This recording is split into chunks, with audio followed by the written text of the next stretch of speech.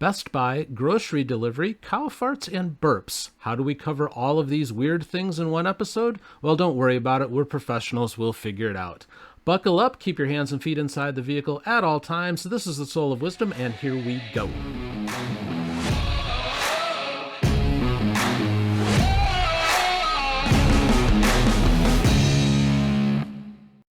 Greetings and welcome. It is yet another fine episode of the Soule of Wisdom. Visit us, soulewisdom.com, S-O-U-L-E wisdom.com. Questions at soulewisdom.com. Tweet us at soulewisdom. Like, subscribe, share, comment, rate us, all those things. You know what to do, so just go do it. With me, as always, my majestic, multi-talented muse, the producer wife, Beth. Hi. Hi.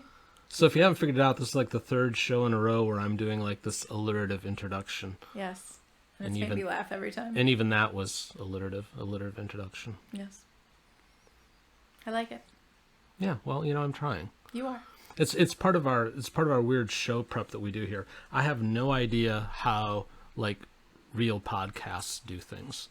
But around here, we do fun things, and we are a real podcast, I suppose. Yeah. We're just not big yet. Give us time, though. I figure it'd only take about 60 days to be like Joe Rogan. Yeah. we can do it that fast. It'll be good. Yeah. Not a problem. But that's why y'all got to like, subscribe, share, watch everything to the end. Tell all your friends. Send out smoke signals. Because otherwise, it's going to take us 90 days to catch Joe. Yeah. And that's just too much. But no, our show prep is just crazy, stupid, ridiculous. We do things like eat a cheese stick. Yeah. And talk about random things like, there's so much that we can choose for topics to talk about right now because the world is just crazy and insane, and there's no shortage of things. But back to the dumpster fire phraseology. Well, that's the thing, is we try to bring in some lighthearted fun from time to time too. But when 90% of what you see is a dumpster fire, that's where the work comes in, I suppose, is to find those kind of joyous things. You'll like segment 3, by the way. It's quality. Yeah. So stay tuned. No, but I mean, we're just going through different articles and stuff, and Bobby Flay is going to leave the Food Network because they don't want to give him $100 million. So that's a change. What else did we read about in our insanity tour? The Taco Bell girl. Oh yeah. Yeah, our first date did not involve you buying me 100 Taco Bell tacos, but some girl on TikTok had that go down, complaining about how she got duped into buying some dude 100 tacos, and I don't know. Worst date ever. Yeah, I mean, if we'd gotten to the point where the other person was taking me to the Taco Bell, I mean, this isn't Demolition Man, where in the future every restaurant is Taco Bell. Yeah. So I don't know, whatever. But yeah, the world is just really weird. So we have a lot of fun kind of going through articles and stuff. And then when we're ready to go, because we have our visually gifted listeners, we are on YouTube and Rumble as well. So the producer wife is the God voice. And we call her that because she does not appear on camera. But I do. So we have to try to take this God-forsaken ugly mug and do something with it. And, I'm like picking at myself, trying to get stuff off my face so I look pretty for all of you. And Beth is like, why are you so obsessed with that right eyebrow of yours? I'm like, because I've got stuff stuck in it. I can see it. I'm looking at myself on camera right now. It's and she goes, that's your gray, honey. It's the light reflecting off the gray. Yeah. I'm like, oh, thanks. So yeah, that's the fun we have here. That's the effort that we put into producing a quality show for all of you. We eat cheese sticks, we talk about stupid stories, and I pick at my face. Goodness. Oh, it's great times. But we're having fun, and hopefully that comes through, because that, if you can't have fun doing what you're doing, then I'm sorry. You should always find ways to take joy in stuff. Yep.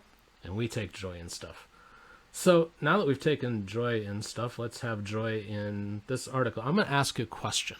Okay. And I want your honest answer, but not the answer that leads into the story. So maybe not so honest. Okay. Because honestly, if you gave me the honest answer based on what's on your brain right now, the honest answer would be the wrong answer. Okay. So don't be honest with me. All Give me right. the answer I want to hear. All right. Okay. I'll try. Like, I'm It's a confused. confusing I'm roadmap, confused but now. yeah. I don't know. Okay. What's your I question? set that up perfectly for you. Yeah. Yeah, you will succeed on this one. Okay. No, the question is, if I say to you, what's one of the top names in healthcare? What's the first thing you think of?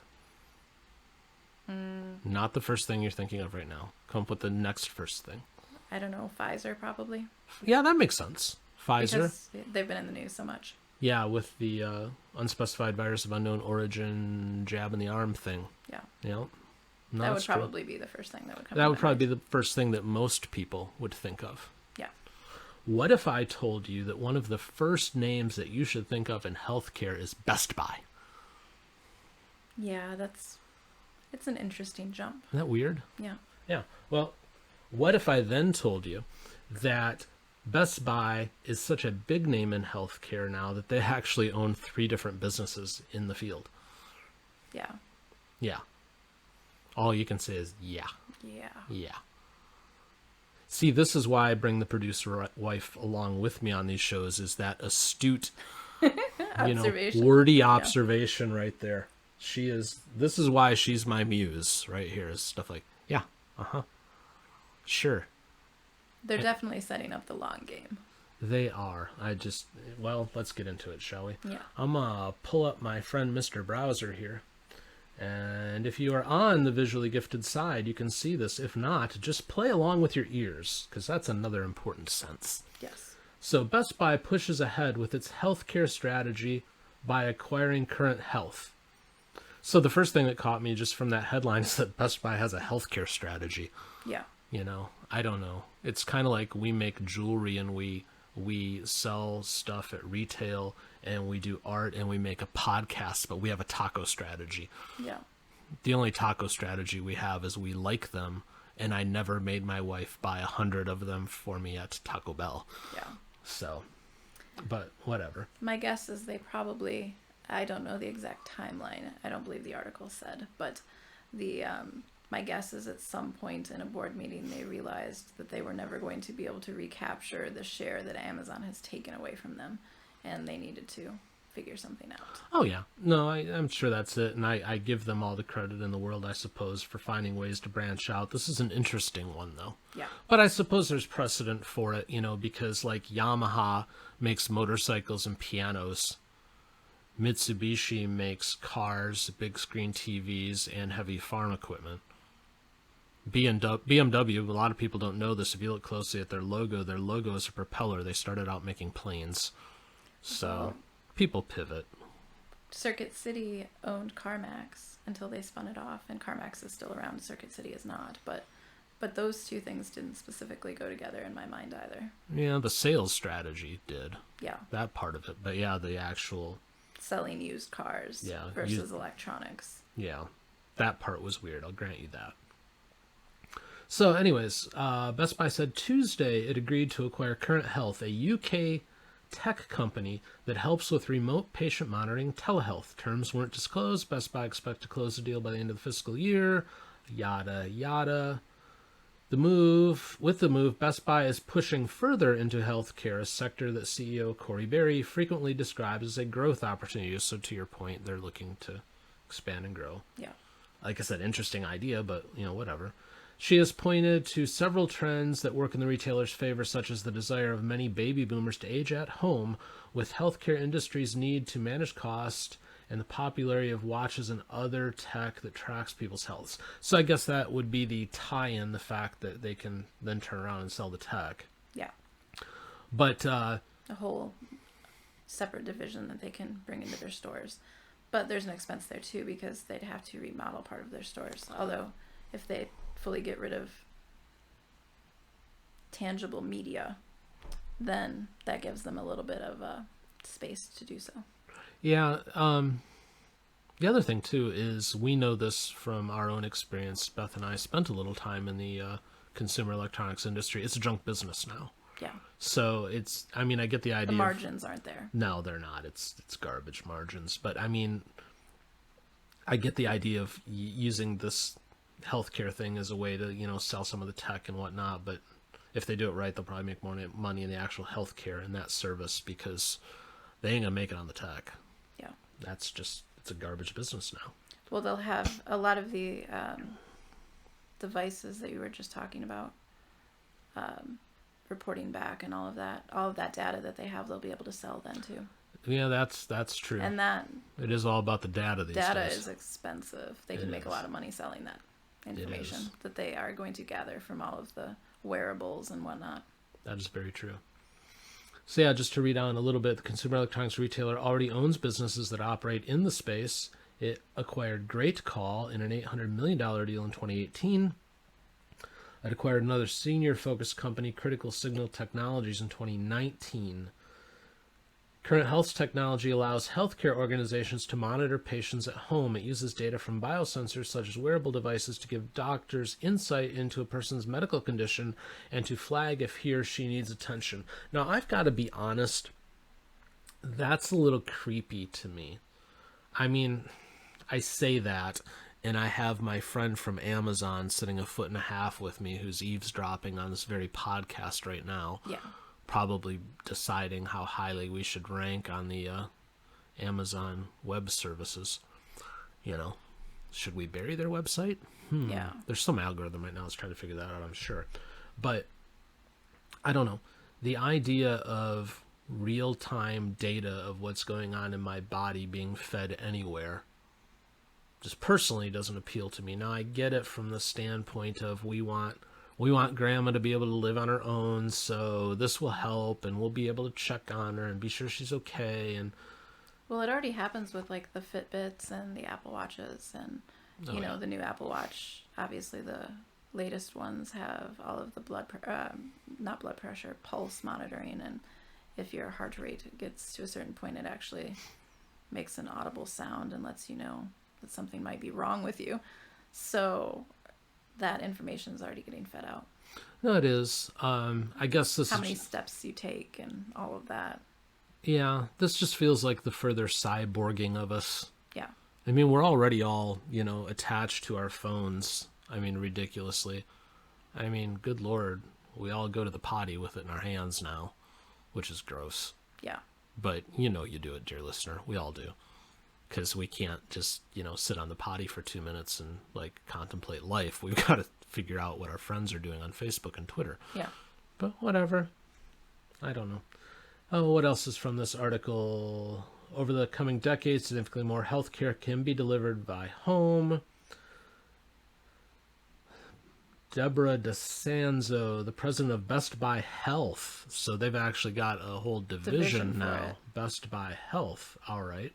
Said the consumer electronics retailer already has the distinct expertise in helping customers make technology work for them directly in their homes.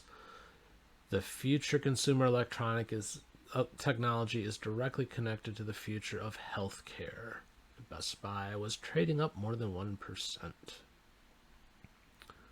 The only other thing in this article that stood out to me was that they said Best Buy is a good fit for the acquisition because its reach with stores and its trust with consumers. The producer wife and I actually talked about this beforehand, and I think we agreed that we would substitute the word trust with familiarity. Yeah. Yeah. I don't know that anybody looks at Best Buy and goes, that's a place that they've just got my trust and belief and everything else, because I don't know that any retailer really has that. I was just going to say, I don't think of any retailer with the word trust attached. Yeah, and that's not even a specific, like a shot at Best Buy, just retail in general. Yeah. But I think it would be valid to say that, they're known. Yeah. But whatever.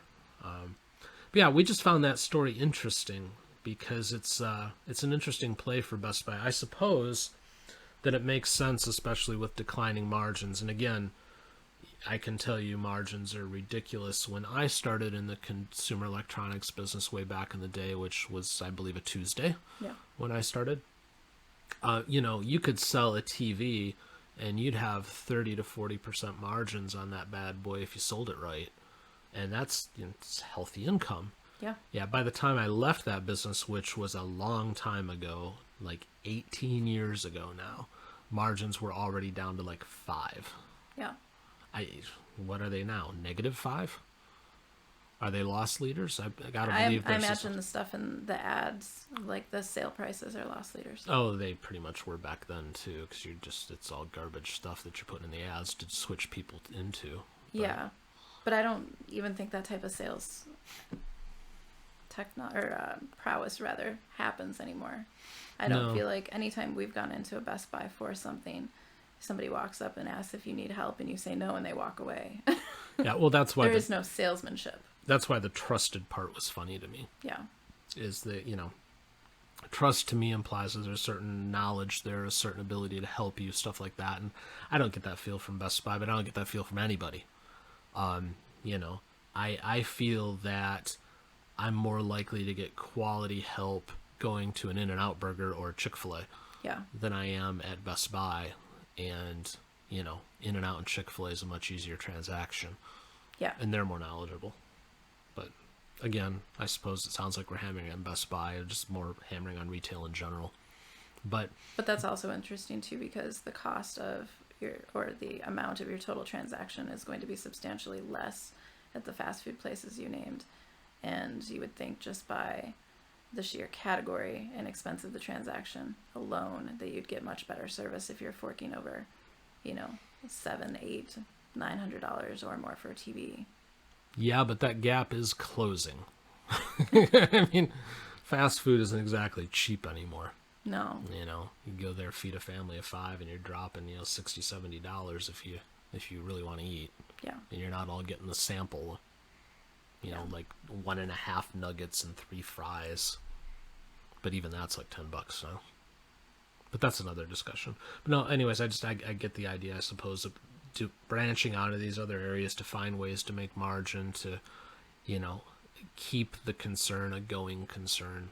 But it struck me as an interesting play, which is why we brought it up, because I would not have envisioned Best Buy as a trusted name in healthcare. No. But I suppose we'll see how it goes, and maybe, someday Pfizer will be a trusted name in appliances. Never know. It's a strange world. So since it's a strange world, you listen to some strange music that I'm going to go find from some strange service somewhere that you've never heard of. But I'm sure the artist will be lovely and you'll enjoy it. So you listen to that, and we're going to have something to drink. Maybe it will involve alcohol. I don't know yet. We'll be right back. Nitro, let's go. Hard work wins. Leaders don't follow. Living for today, might not be here tomorrow. Welcome to the team. We wish you all the best. Now and in the future, look what we doing next. Against all odds. We show them how to do it. Against all odds. Hard work will get you through it. What you got? Determination. What else? Big dreams. Welcome back to the Soule of Wisdom. Soule of Wisdom, not Soul. Soule of Wisdom works too. Soule Wisdom or souleofwisdom.com. Either one will get you to our glorious website where you can find all the great things we do, like podcasting and artwork, and a Teachable to help you do things like sell your artwork, and pretty pictures of us. Yes. That pretty much sums up the site. Yeah. So hi, we're back. We don't know what you did during the break, but unfortunately, our drinking did not involve alcohol as we thought it might. It involved water, probably better for us. Some Gatorade. Oh, some Gatorade. We did eat another cheese stick, though. Yes. We had more of them lying around, and they hit the spot last time, so we didn't have one of those. And I also changed what you see behind me, because I looked back and I was like, oh, we need to change that, because we have a ton of Legos, more than we can actually show off on the set here. So again, if you are a visually gifted listener on YouTube or Rumble, you'll see some different things behind me now. So enjoy. Yeah. I did that for you. Just for you, I did that. Okay. So next week we can bring down your Emperor Palpatine Funko and oh, put him yeah. up. Because he looks Halloween-ish. He does. Yeah, we've got maybe we'll bring it out for the next segment. Yeah. Okay. Yeah. Okay. We'll get it on this show. We've got a nice Emperor Palpatine guy. We also have a Christmas Yoda, but it's not quite time for that yet. No. Not yet. So if anybody out there wants to do a special gift for the show, I am very much craving the Big Trouble in Little China Funkos. Those are expensive. But like the Jack Burton character's like $75. Yeah. So if any of you would like to make that $75 donation, hit us up at questions@Soule of Wisdom. And, we'll be more than happy to display said Funko behind your glorious host. Maybe we should make a wish list for the show on Amazon and link it. Ooh, we should, yeah. And then anything that anybody gifts, we can display back behind you. That's true, we could. And we could like see, we're like woodworkers and stuff too, so we could make all these little placards with like the name of the person, well, Yeah. like their first name and their initials, so we're not going to dox them, but Yeah. just put that out and put it in front. Yeah, we could totally do that. Yeah. Or we could feature them in one of our slides that we showed during our musical interludes. Yeah. Interludes, intermissions, intersections, interspecies. I don't know what the One right of word for that those. is. Something with inter in it. That's where we Intergalactic would, planetary. and yes, that's where we would show it during our intergalactic planetary. Mm-hmm. That's what I'm going to call those from now on. I'm going to go in and I'm going to rename all the files. Intergalactic planetary 1.jpg. And you're going to start singing the song in your head, and it's going to be there for a while. Yeah. I like it. Okay. What the hell were we going to talk about? I'm so off track now. Oh, yeah. I remember now. Okay. Okay, let's lead it in this way. So Dan has like 10 or so Danisms of business. Mm-hmm. So you, glorious producer wife, know all of them because back in the day when the producer wife actually worked for me, this was before we even dated or anything, so don't anybody get any ideas about how I seduced somebody who worked for me or something. That's not how it went down. No. Anyways, one of the Danisms that I always made clear, you fill in the blank. All business is a what business? People business. People business, exactly. We've talked about that on other podcasts too. If you don't recognize that whatever you do involves people, you're dumb. Yeah. You have to understand that because it should frame everything that you do. So, along the idea of things being a people business, let me go again to my friend Mr. Browser, and we found this lovely little article, excuse me, this lovely little article today about the Target company called Shipt, S-H-I-P-T. I actually didn't know, I knew of Shipt, but I didn't know before reading this article that Target actually owned them. Yeah, I didn't either. So it's time to talk about what we learned today. So And what we have learned. Yeah, I'm Yeah. not going to sing that whole thing or we will get a copyright strike. And we also learned about Best Buy. I mean, we were Yes. learning all sorts of things today. Yeah. I'm off track now. Because I have that damn song in my head. The VeggieTales song? Oh, yes, Yeah. because it's fun. You know, when my kids were like little. Well, you liked it. I too. liked it too. And I was liked older. it. I was like in high school, but I liked it. King George and the Rubber Ducky one was probably my favorite. yeah, that was a good one. Well, because there was like an adult kind of story behind that they really had to bend the hell out of to make it work for kids. Anyways, now that we are totally off track, and we got so far off track that my visually gifted listeners have now seen that a pop-up came up, so let's get rid of that. All right, so Target owns Shipt, and there's this article about Shipt that was kind of interesting. Some dude named Jeremy Fetters, he was a bartender, lost his job during the pandemic, like his bar actually just like closed, and he had to find things to do to make his money. So he started working for Shipt. Apparently how Shipt works, and I don't think we've ever used them for anything. We have not, no. But they are basically a shopping service for customers. They obviously work with Target because Target owns them, but there are 100, and I'm scanning the article. I think it said 50, 150. Yeah, we'll go with that. 150 or so different businesses around the U.S. that they work with. And the idea is, as a customer, you let Shipt know what it is that you need, and then these people will go and shop for it for you and bring it to you. Now, there are services, obviously, that deliver, the DoorDashes of the world, the various grocery retailers have their services that deliver, or at least will put it in your car curbside or whatever. So that's nothing overly new. But this was interesting because they're kind of focusing on the people side of things. The CEO actually says here, our shoppers, that's what they call the workers, they just call them shoppers, matter. They're our secret sauce. They're what sets us apart from the competition. And then they go on to explain how these people will actually do things like get in contact with customers before they do the shopping to see if there's anything additional that they might need to add to their list. Or while they're shopping, if they run across something that the customer might want because it kind of fits within the other things that they're buying, they'll text them and say, hey, they've got this too, are you interested? Or, one of the biggest problems that they have with these delivery services is out of stocks. Well, in this case, since you have this quote unquote shopper who's working directly for you, they'll message the actual customer and say, hey, they're out of stock on this. How do you feel about this or that? Because I can get this or that. So they try to make things work. Yeah. So that's kind of recognizing the people end of things. But this dude, Jeremy, specifically, as they were talking with him, he was saying how he would do extras for people. And I'm looking for that just so I don't misquote it. One of the things they said he did during the pandemic, for example, was if he ran across toilet paper, he would, with his own money, buy up some toilet paper, and then with each delivery, he would give them a roll.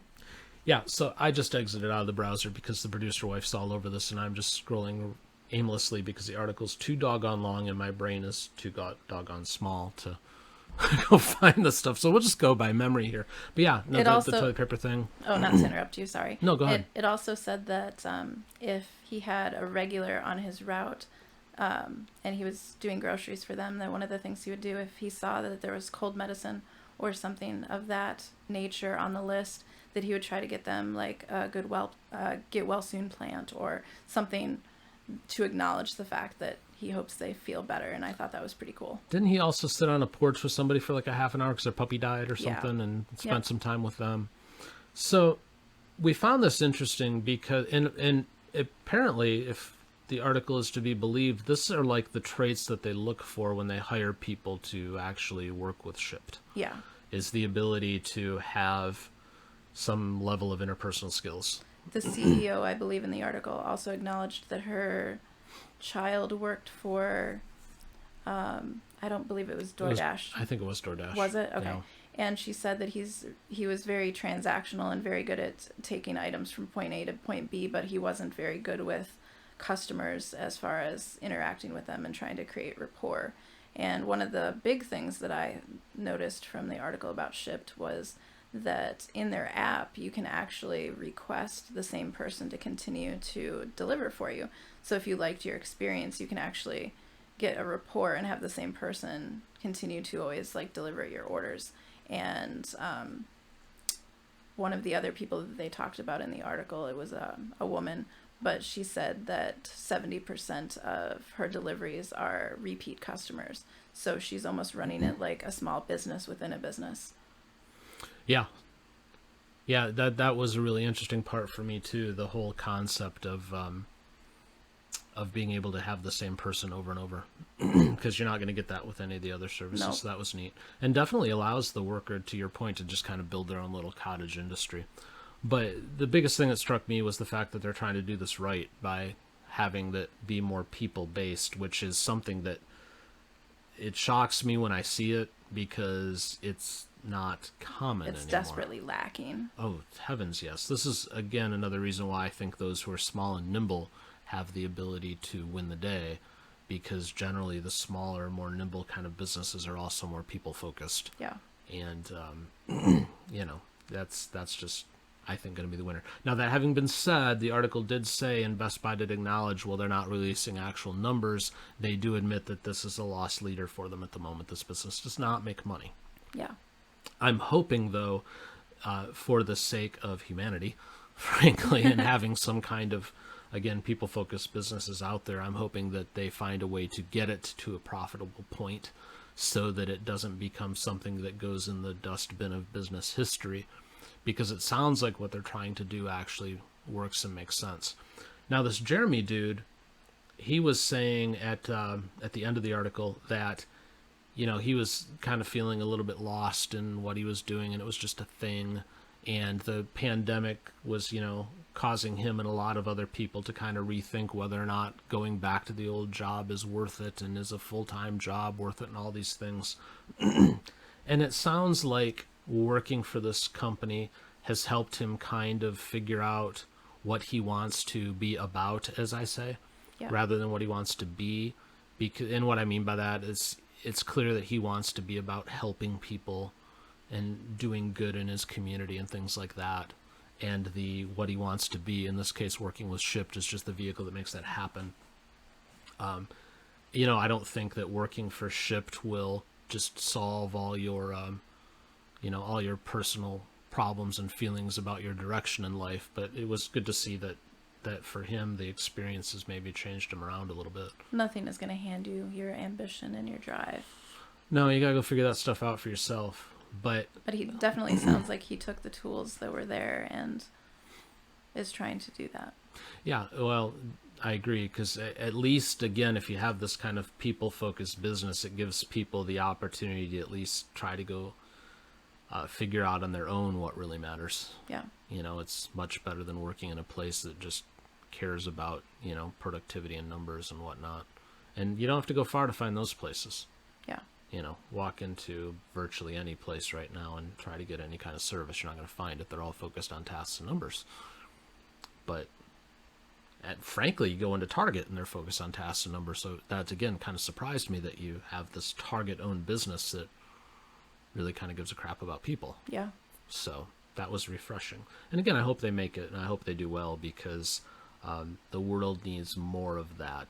That is how we win the day, is by remembering that everything we do involves people. So if we treat people well and we do right by people, they're more likely to give us their money, and then we're all happy, and that's how winning is done in the business world, in my humble opinion. Yeah, the customers, if they have a good experience, are definitely going to stick with that service. Yeah, they'll stick with it, but not necessarily say a whole lot about it. They're more likely to speak if you do poorly, which should be even more motivation to not do poorly. Yeah, no, that's true. But, that's another weirdity. One must only look at a Better Business Bureau website page to know that. Yeah, that's another weirdity of just people in general, that we're so much more likely to complain than we are to speak about good. But another discussion for another time. Yeah. Anyways, it was a fun article to read. It was fun to learn about Shipt, and I personally really hope that they figure out a way to make the thing profitable and that it sticks, because it sounds like they've got a good foundation. So if you have the ability within whatever you do to do what that Jeremy dude does and try to make connections with people, and it not only helps your community, but it also helps you. It sounds like he's living a little better version of himself, and he seems happier for it. And I think that's all that we can hope and strive for. Yeah. In my personal opinion, again, allegedly. All right. I want another snack.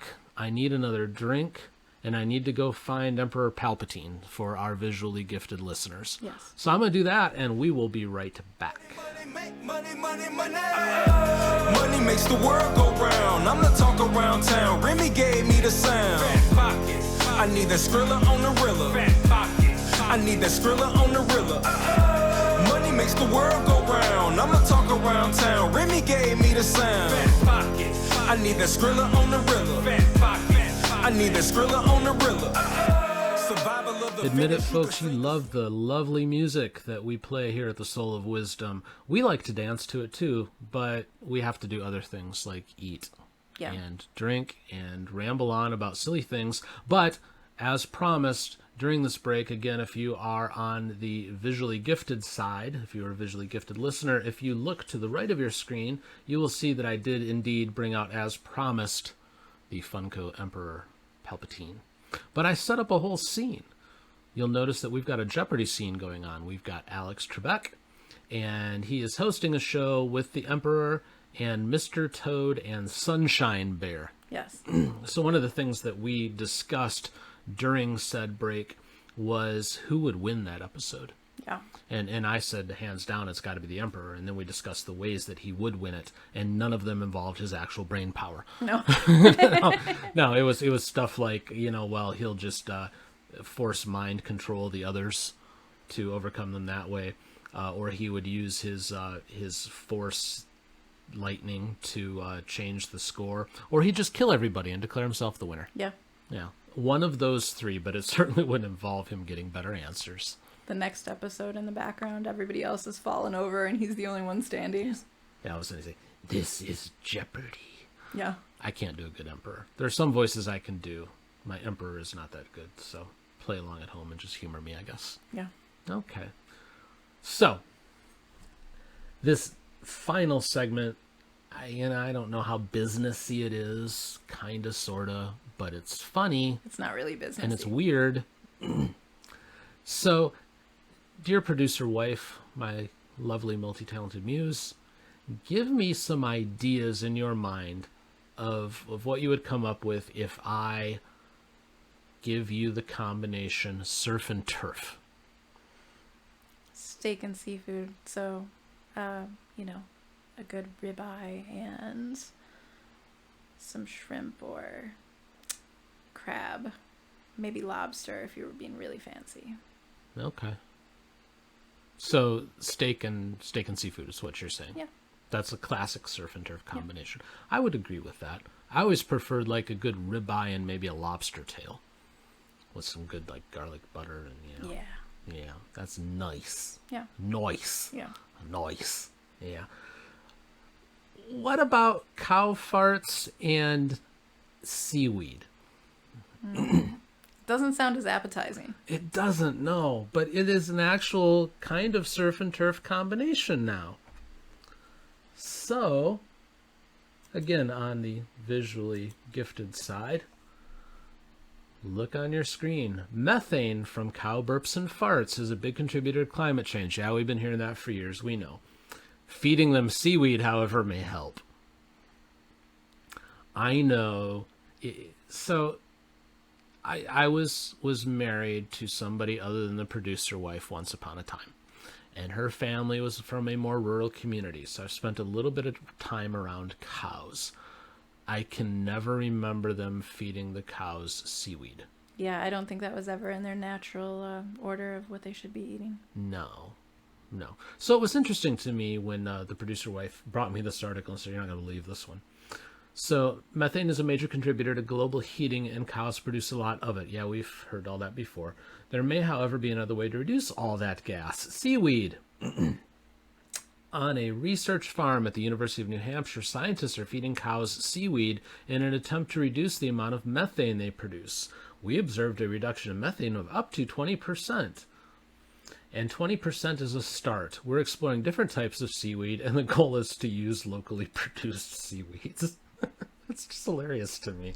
So we're going to, get like these seaweed micro businesses kind of around the world. Or teach the farmers how to make it themselves so that they can feed their cows. So we're going to have like sub farms within the farm. It's going to be like a seaweed farm. Yeah. To then... So I'm surprised the cows actually want to eat it. Yeah. Unless they're starving them and not giving them other choices. Well, excuse me, folks. I'm got really kind of hoarse throat today, so I'm sorry if I'm clearing my throat a lot. But yeah, I wouldn't think that would be a natural diet. No. Admittedly, seaweed tastes good. If you've never had seaweed salad from like a sushi restaurant or something, try it sometime. It's actually delicious. But I don't imagine that cows are quite as experimental with their palates and their food options as a human would be. I wouldn't think so. I wouldn't think the programming would be there for that, but I could be wrong. Yeah. So just to finish off the thoughts here of the article, and then we can banter a little more about the ridiculousness of feeding cows seaweed in our humble opinion. But it says methane is 80 times as potent as carbon dioxide in warming the atmosphere, although it breaks down more quickly. So apparently there's an offset there. And about 25% of all methane is produced from fermentation by cows. And the article actually says the burps are actually worse than the farts. That is hard-hitting reporting right there. Which is worse, your burps or your farts? Apparently with cows, it's the burps. Who would have knew? Oh, good Lord. The seaweed they're using comes from the Gulf of Maine, which boasts more than 250 different species, some of which are grown off the west coast of the U.S. and in Europe. It is essentially a giant repository to look for potential solutions. harvested, studied a $10 million grant from the U.S. Department of Agriculture, plus a $5 million charitable donation to fund all of this. So we're spending $15 million to figure out how to feed cows seaweed. It's right up there with the poor rate of ketchup study from back in the day, if you remember that one. Oh, I forgot about that. Yeah. Yeah, that's quality stuff. We waste money on so many things, it's unreal. So they go on to talk about how the big thing is to make sure that it doesn't affect milk production. So can we feed these guys seaweed and still get Bessie to give us our gallon of milk every day? Or have the milk not taste different. Yeah, that's actually one of the things I was telling the producer wife about.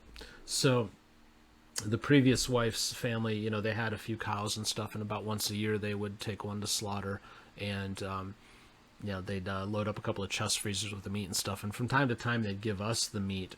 And I would surmise that I know how they were feeding these cows. They were feeding them what would be considered the more natural, proper kind of way, but the taste is just totally different when they're on that kind of diet. And the palate of the average American is so used to that more mass-produced, you know, factory farm kind of meat that, you know, they would give us this stuff, and I had to bury it in things. I like to cook, and I couldn't figure out a way to make this stuff taste okay. So I would bury it in like chili or tacos or stuff like that where I could heavily season it. Because if you actually had one of these steaks, I found it to be just inedible because it was so different from what I was used to.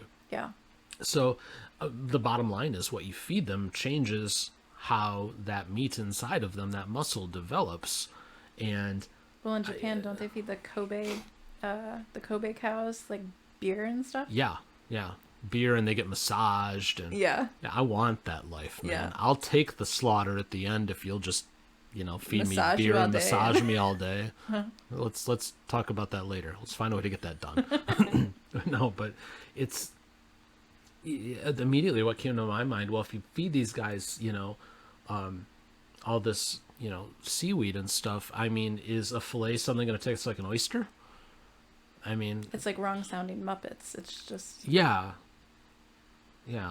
exactly. You know what happened when we lost Jim Henson? Everything got screwed up. it's gonna look like a cow. It's gonna look like a steak, but it's not gonna taste Yeah. the same. No, it's gonna taste like perch. Yeah. And I like perch. Perch is good. I grew up in the Midwest. Lots of perch. Liked it. But growing I up in the still want my Midwest- steak. But growing up in the Midwest, you also know how much perch costs compared to steak, and it definitely shouldn't be the same price. No, if I'm gonna pay a steak price, I want a steak taste. Yeah. So, I don't know.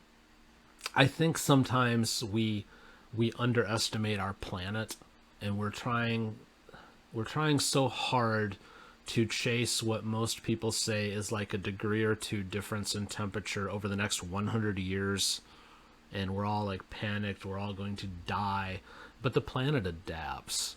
Trying to outsmart Mother Nature never seems to work. It never works, but it's so interesting. This gets like no play out there, but dear listener, if you have some time, pull up your Google device, or if you want to get a real answer, perhaps go to DuckDuckGo, and you'll probably find the article quicker.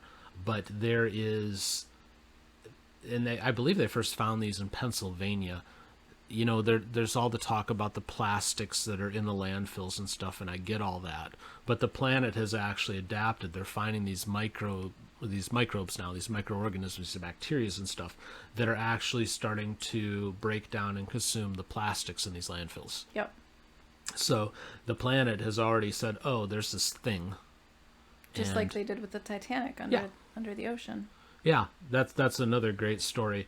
There is an entire specialized ecosystem that has developed and is slowly consuming the Titanic, and it's about 10 years away from turning it into dust now. You know, none of that stuff they figure was there before, but it just, there's this new food source and things developed to eat it. Yep. So I guess the bottom line is, you know, it almost, to me, my opinion, there's like this human arrogance that we can fix things, we can overcome things, we know better. Sometimes I feel like you just need to sit back and let Mother Nature do what Mother Nature does. She adapts, she changes, and believe me, if she has had enough of us, she will make us go away. It's true. Because that little snothead doesn't care two beans about us. Nope. Nope.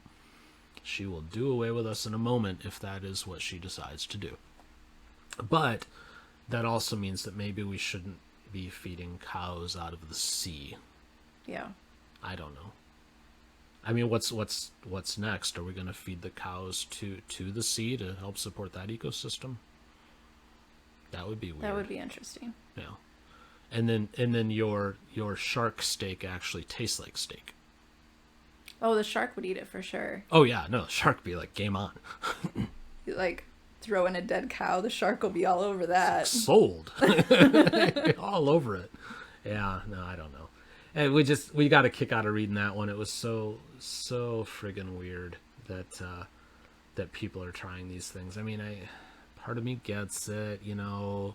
We like to experiment. We like to try new things, but that one, I don't know. Just let cows graze out in the field. Give them some hay. They like water. Give them some water. Pet them a little bit.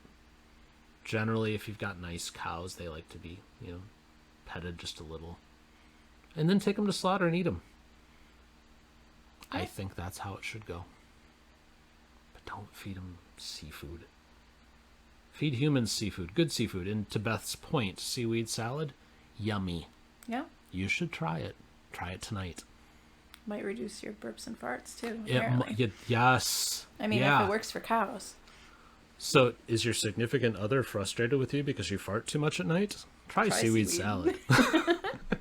All right, on that note, we had better stop before this gets totally insane. Yeah. Alrighty. This has been a totally bizarre episode of the Soule of Wisdom. Well, maybe not totally bizarre. Segment 3 bizarre. The rest of it was fairly interesting. bizarre. It was interesting. Yeah. Interesting is a nice word. You are still required to like, subscribe, share, rate. Smash the like button. Smash the like button. Get out your hammer, break your keyboard, and then get it fixed before the next episode so you can do it again. Best Buy will probably fix it for you. Or at least provide you with a couple of options of a new one. Yes, and sell you healthcare. Yeah. Love it. All right, questions, soulwisdom.com. Tweet us at soulwisdom. Do all of those things. Be excited for the next time that we show up because we'll be excited to talk to you, and we look forward to it. We hope you do too. Have a great day. See you next time.